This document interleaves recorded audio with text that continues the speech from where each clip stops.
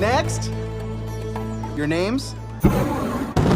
Welcome to Element City. Olha, quanto mais você assiste Elementos, mais detalhes você pode perceber desse filme fantástico. Como, por exemplo, a aparição disfarçada de um dos personagens mais amados das animações Disney. Você lembra do Doug, aquele cachorrinho de Up e Altas Aventuras? Pois é, Peterson sempre disse que ele estava no filme, só que muito bem escondido.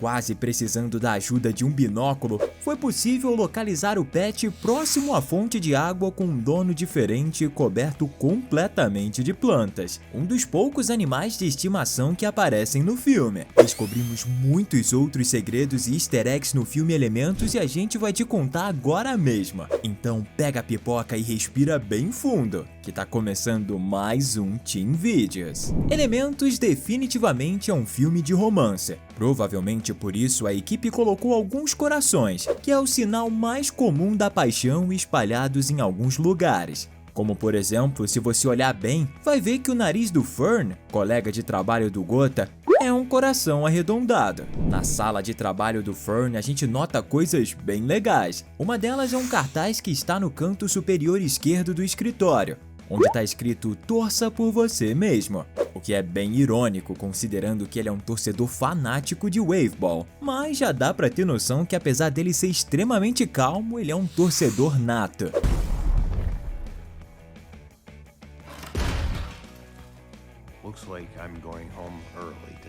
Todo mundo sabe que eventos esportivos são os preferidos das grandes marcas para realizar publicidade. O Super Bowl que o diga. Por esse motivo, grandes marcas do mundo de elementos também têm seus patrocínios expostos nos jogos de Waveball. E uma delas é uma adaptação de uma marca que realmente existe, Flagstone, que parece muito com o nome Firestone, uma das maiores fabricantes de pneus do mundo. Um ótimo trocadilho de palavras também. A maioria de nós imaginava que Faísca era a única pessoa de fogo no estádio Ciclone, inclusive eu. Mas assistindo ao filme novamente, eu consegui perceber que tinham outras pessoas de fogo lá também. Claro que elas são a esmagadora minoria, mas eles estão lá sem dúvidas.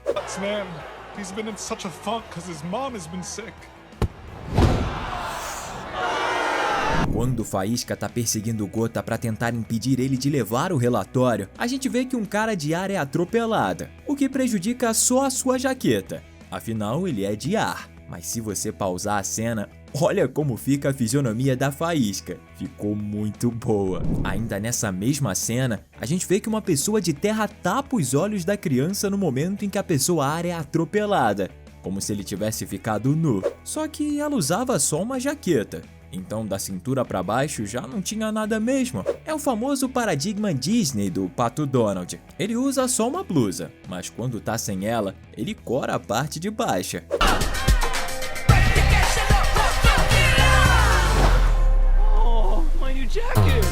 Todo mundo sabe que existe uma marca de carros no mundo de elementos que faz referência à Toyota, montadora japonesa de veículos. Percebemos isso quando vemos Faísca ultrapassando o veículo no filme. Se você olhar bem, vai ver que a placa dele é bem interessante.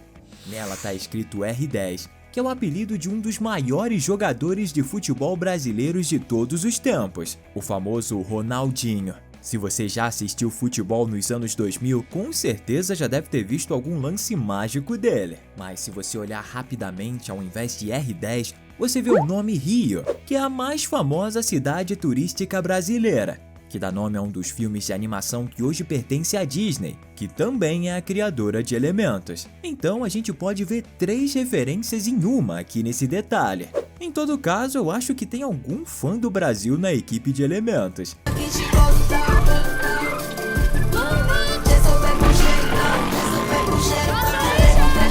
No início, vemos que Brasa e Fagulha saem de sua terra natal para dar uma vida melhor à Faísca que ainda estava na barriga da mãe. E quando vemos esse globo na sala do Fern, podemos ver exatamente onde fica o País do Fogo e como ele é uma ilha gigantesca fora do continente. O detalhe que chama a atenção é que nesse mesmo globo, a gente pode ver que existem no mundo dos elementos o Polo Norte e o Polo Sul, igual ao nosso mundo.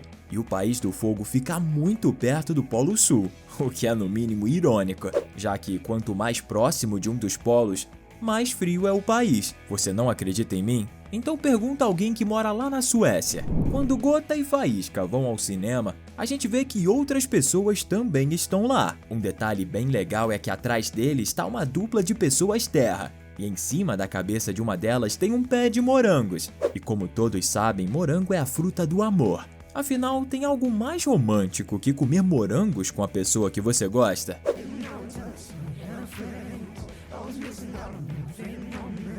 Depois do cinema, Gota leva Faísca para conhecer o topo de um prédio. E eles usam um elevador para chegar lá. Nesse momento, algumas outras pessoas também entram. Delas, duas são de terra e elas estavam antes lá no cinema também.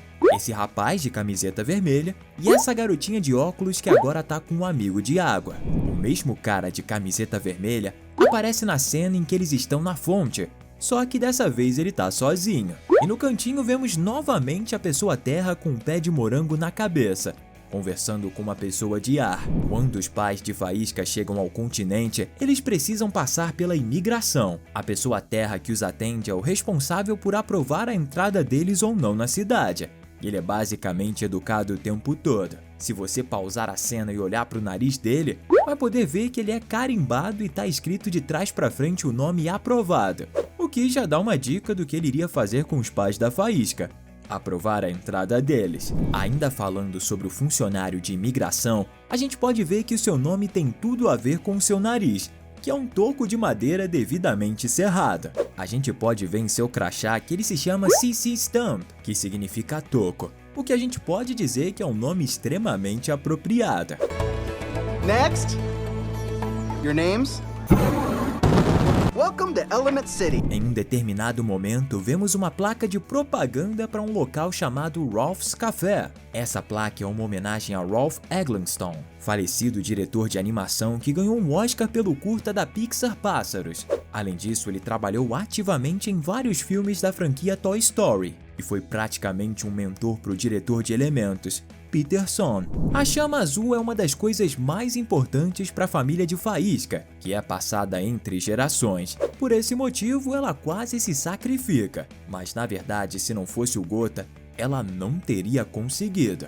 O engraçado é que quase ninguém notou que na loja de conveniência da família tinha um souvenir chamado exatamente chama azul. Our blue flame hold all our traditions and give us strength to burn bright.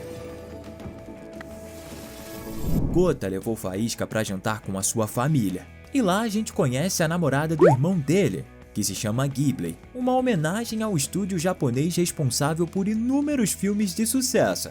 Mas a ironia está exatamente na homenagem, já que o nome Ghibli significa vento quente do deserto em árabe e italiano, e a garota é do elemento água.